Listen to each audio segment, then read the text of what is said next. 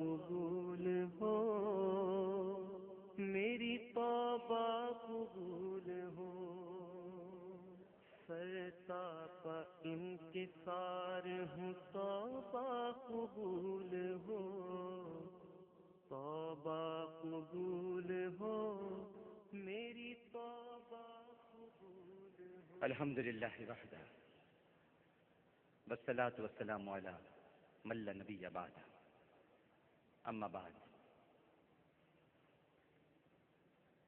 ناظرین کرام اور حاضرین محفل، سب کو انتہائی ادب، محبت، احترام اور خلوص کے ساتھ السلام علیکم۔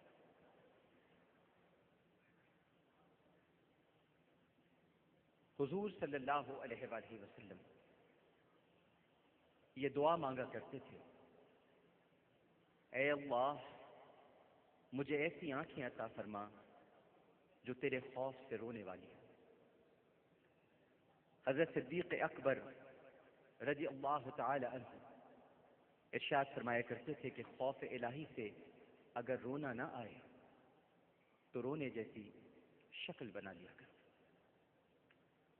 حقیقت تو یہ ہے ناظرین اور حاضرین کہ جہاں پانی جاری ہوتا ہے وہیں سبزہ ہوتا ہے، جہاں پانی جاری ہوتا ہے وہیں سبزہ ہوتا ہے، اور جہاں آنسو جاری ہوتے ہیں وہیں خدا کی رحمت اور مغفرت ہوتی ہے۔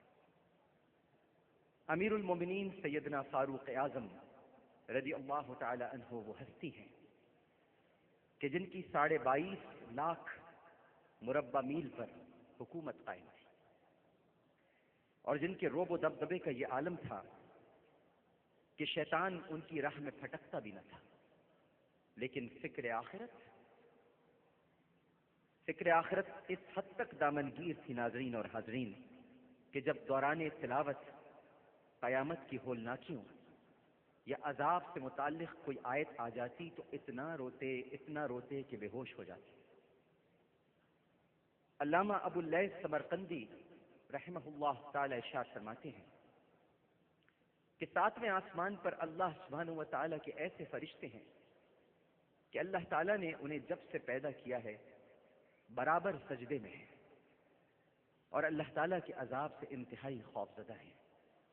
قیامت کے دن جب سجدے سے سر اٹھائیں گے تو کہیں گے سبحانک ما عبدناک حق عبادتک، اے اللہ تو پاک ہے، ہم تیری کما حق ہو عبادت نہیں کر سکے۔ حالانکہ اللہ سبحانہ و تعالی خود ان کی یہ شان بیان فرماتا ہے کہ یخافون ربهم من فوقهم ویفعلون ما یؤمرون، وہ فرشتے اپنے رب سے ڈرتے ہیں کہ جس چیز کا انہیں حکم دیا گیا ہے وہی کرتے ہیں، اور ایک لمحہ بھی اس کی نافرمانی میں نہیں گزارتے، لیکن اس کے باوجود ان فرشتوں کا یہ حال ہے۔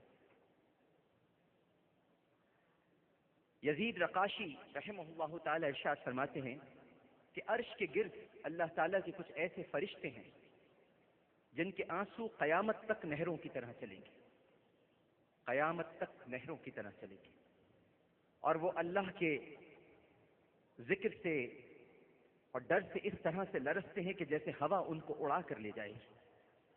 اللہ تعالیٰ فرماتے ہیں اے میرے فرشتوں تم کیوں خوف کرتے ہو؟ تو وہ کہتے ہیں کہ اے رب ہم جتنی تیری عظمت اور تیری عزت کو جانتے ہیں، اگر زمین والے جان لیں تو کھانا پینا چھوڑ دیں پروردگار،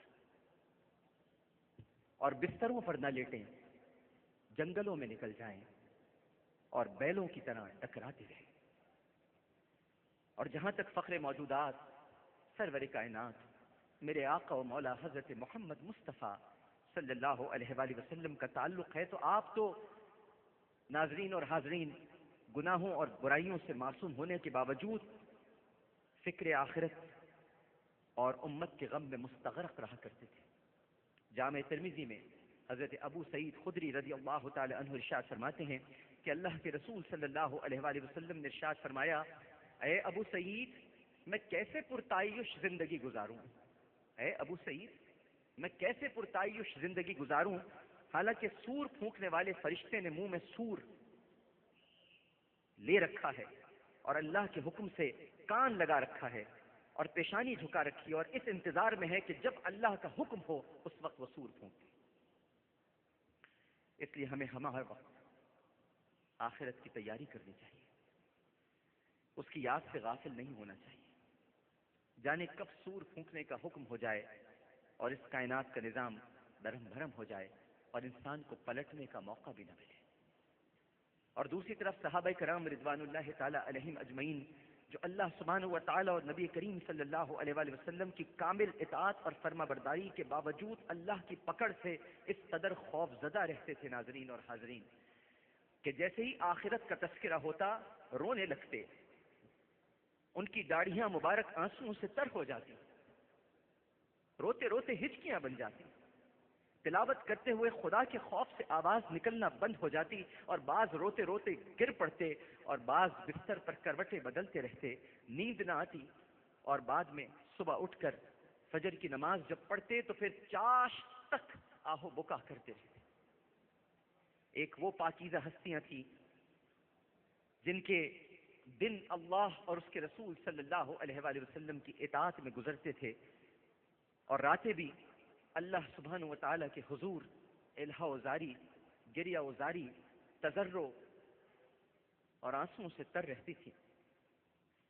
وہ اپنے ایمان اور عمل کے باوجود جبکہ کامل ہیں اللہ کی پکڑ سے بے خوف نہ تھے. اور ایک آج ہم ہیں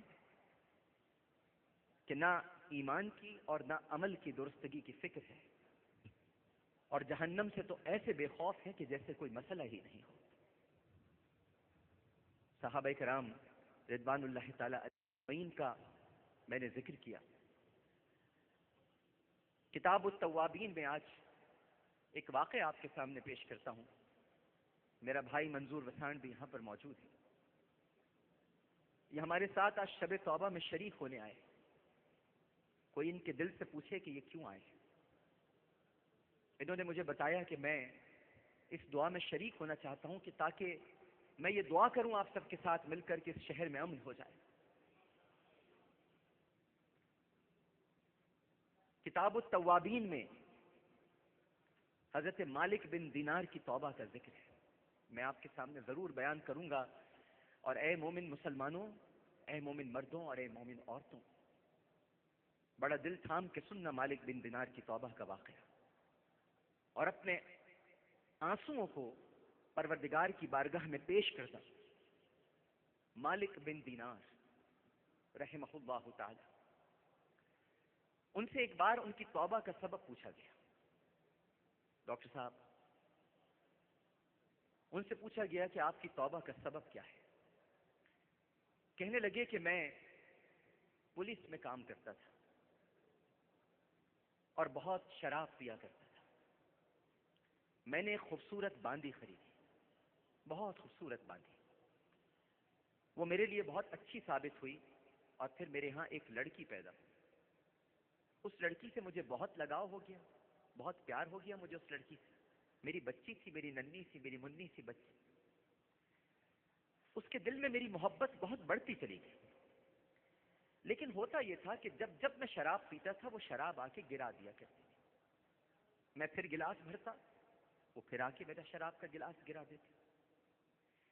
جب اس کی عمر 2 سال کی ہوئی تو اس کا انتقال ہو گیا. اس کی موت نے مجھے دل کا مریض بنا دیا. پیار تھا بہت، بیٹی ہے، ننھی سی ہے، 2 برس کی ہے. ہمارے پروگرام میں نیکی میں آتے ہیں 2 برس کے بچے جن کے دل میں سوراخ ہے. ان کے ماں باپ سے پوچھے ان کے دل پہ کیا گزرتی ہے جب ان کے بچے نہ کھیل سکتے ہیں نہ کود سکتے ہیں. یہ بیٹھے اختیار بیگ اشتیاق بیگ صاحب، پوچھیں ان سے ان بچوں کے بارے میں کہ جب یہ ان کی خواہشیں پوری کرتے ہیں اور کوئی بچہ اختیار بیگ صاحب سے آ کر یہ کہتا ہے کہ میری زندگی کی آخری خواہش یہ ہے کہ میں نے کبھی پیٹ بھر کے کھانا نہیں کھایا، مجھے کھانا کھلا دیجیے. بچی سے بہت پیار تھا، 2 سال کی تھی، انتقال ہو گیا.